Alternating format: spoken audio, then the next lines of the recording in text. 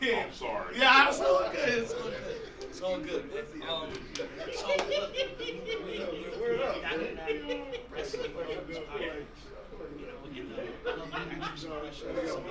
Wrestling. Are you familiar with battle rap? I am somewhat familiar. Somewhat familiar? Yeah, I have friends that are really into it. Okay. I am very far from a rapper at all. No, yeah. The only rap I've done is my own entrance themes. Right. That's the only time I've ever done it. Yeah. But I enjoy it. If that makes sense. Have you ever have you ever watched okay, so tell us some battle rappers that you know, some of you guys that you favor and whatnot. I'm horrible with names. You can make it up for you. I had to talk to them. No, well, we can try. Somebody else was describing a battle rapper. We had no idea what they was talking about. Yeah, I would never put myself. I would be, if I was going to answer that question, I'd be honest. But listen, I'm horrible with names, but I enjoy watching. I like all the bands. I enjoy listening to one of my best friends who's also a wrestler, and he's actually like Swerve, but maybe even with you. And he watches and he gets super excited, so I enjoy listening to him react to it because there are big bars that are just like, and I'm like, what are y'all reacting to? And then they'll explain it, be like, damn, that shit was good. But I try to catch it when I can. It's hard. I'm more of a reader, and I enjoy listening, but I enjoy it when I can. Okay, so you wanted to ask? Yeah. Like for me, I'm a battle rapper. So the whole point of us doing the podcast is like to show the comparison and similarities between battle rap and wrestling. Because a lot of people don't know they do. So like in battle rap, it's times when like somebody's just on fire, which you would consider the face, and don't matter what the other person is saying, the crowd is just not gonna let them lose. Oh yeah. Yeah, so like you just experienced that. Yeah, exactly. But there are similarities. But like in a sense, like we do, they write their rounds, we write ours, but the crowd plays such a big part that they kind of determine who's the winner, and then the face-offs is kind of like y'all call out. So it's like it kind of goes hand in hand. Yeah. I mean, and a lot of us growing up watch wrestling, so we get into our character when we doing the actual battle. Hell yeah. Yeah. So how long have you been doing? I've been battle rapping since 11:31. Oh my God. And professionally on stage, like on Smack and all that, since 2009. So like, it's that 13 years. Good Lord. That's cool, dude. Yeah, Matter of that's crazy. fact, could we do something cool real quick? I want to throw a beat on real quick, and I want to demonstrate my brother's, capabilities. You about to roast me, ain't you? No. You throw some words, whatever it is, wrestling radio, whatever, and he's gonna freestyle. He's gonna show you ability. Get the bask in the glory. Yeah, he's putting me on the spot. I wasn't even trying to do that, but I'm ready.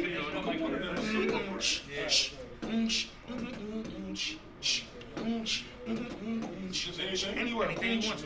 Keep it wrestling though. Keep it wrestling? Yeah, if you can. Okay. Bret Hart. Look.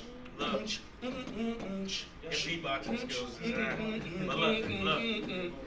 I'm all for the game of winners. We need more losers. Mention Bret Hart. Why? Cause he a sharpshooter. Came right down and you know I keep going. Mention Bret Hart. There's nights in the ring. They be on. Rest in peace.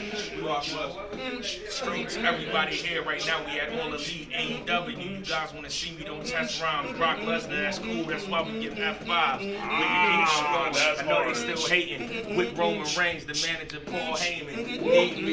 None of these dudes, they can see me. I press a finger real quick, I'm moving like E.T. We here with my boy Keith Lee, and they all crown Chris Jericho. That's cool, break the walls down. We can I'm seeing it. Cut your round. Yeah, we're done. Look, appreciate it.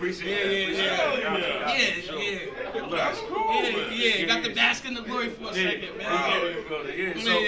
So how they do it now in the format, like that's how it started, but now you get like 60, 90 days to rehearse, so it really gets more in depth than that. That's why I be that over the head. Niggas be sitting there. So sometimes I catch them, but man, sometimes they're so intricate. And it'll be something more than a double entendre. Yeah, it'll be a triple, quadruple. Yeah, I'm just like, how? Why? Yeah. But I love when I catch those. There's something real brilliant about it. Actually, I had a wrestling question for you.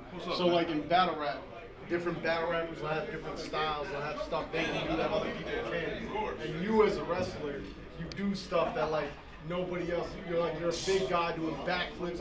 Like my question, like were you as a kid just doing backflips? Was there a moment where you realized you could do this stuff that other people your height can't do, and like I gotta utilize that? I think my biggest answer, and this is one I give pretty often, in every sport I've ever done, and this is football, this is basketball, even in the sense of like track and field, I did things I probably shouldn't have been, like running 100 or hurdles or something. Then also shot putting or discus. In football, I played offense and defense, on the line, fullback, middle linebacker, everywhere on the defensive line. Basketball, small forward, power forward, point guard sometimes. Like, what? None of that shit makes sense, right? Yeah. But in every sport, I've been very versatile. And a lot of the time when I started this, 10 years I spent in Texas just loitering, just chilling. Because I was told this is what you should be doing. When in reality, it was not who I am. I am a versatile athlete. I can do a lot of things that most people don't expect.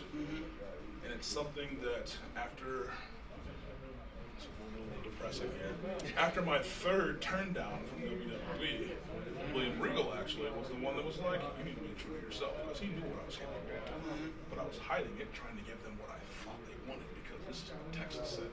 Unfortunately, Texas doesn't know shit. So, when I said, okay, screw all you, I'm going to do what Keith Lee wants to do, that's when everything changed.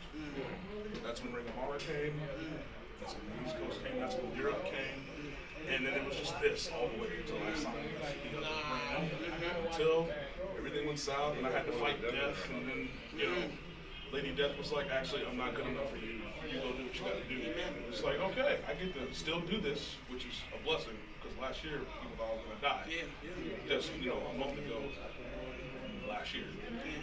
So now I'm just grateful to keep doing it, man. But the fact that I can do it at the level that I am is unexpected. So I'm really grateful.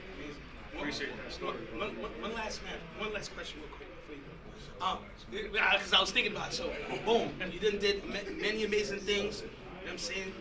Who you are, the infamous Keith Lee. Give us dream match scenario. You know what I'm saying? Pick what's your opponent or your opponents. What title we going for? Well, where are we at with it? What pay-per-view? So here's the interesting thing.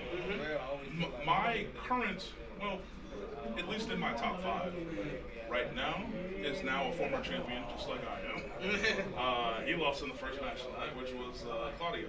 Oh, yes. Cesaro was... Don't even cut it. Just let it be. Add it to that. Most people know who he is as that name. As he is here, and as I've known him, studying him years ago, Claudio is someone I relate to as what I would call a hyper athlete, a big, strong dude that can do just outrageous stuff. And I feel like he might be that person that could potentially be my next Dijak in terms of Yes, I remember. Yes, yo, those matches. So it's been so long now. Like I would put Dijak in my top 5. But it's difficult, obviously, with being on the opposite side of the pond. So you know, but I would say Claudio's definitely in the top 5. You can't come here and not want to fight Chris Jericho or Bryan Danielson or Kenny Omega. And half of those matches, or all of those matches, have been matches that fans have asked for years. So, you know, at some point I'd like to step in the ring with all these guys at a very high level. Like, I'm talking 15, 20-minute match and just see who's got the balls to stand up. Maybe Keith Lee and Wardlow for the TNT title? Oh, Wardlow's ready for me. I don't know. Actually, you know what? I would want to see if he can hang. I would like to see that. Because he's actually a super athlete too. Exactly. The fact that the first time I met him was in that ladder match when I first got here. And bro, he just decided to box jump on like halfway up the ladder. At the very end, I was like, I watched it back. I was like, oh, it's like me. Oh, okay. Think you tough. So I'm curious about it. I'm curious about it. I'd like to see what he's got. And I'm sure he's interested. I'll have a whole party and fun time over here. I just like nobody invited me to, you know what? Because it's depressing because we just lost. I should come bearing gifts. You know Yeah. what? It got would be a popcorn? lot better. No, I got some. Wait a minute, actually. You got watermelon? I come bringing Johnny Walker Green Label as a peace offering. Wait. I don't even drink, so I'm giving it to you. Allow me then to compliment this with an oh my God! Where's that That's from? an Arrow podcast, man. What's that belong to? Stay tuned. We got Swerve coming. Ah! Yo, my man. Yo.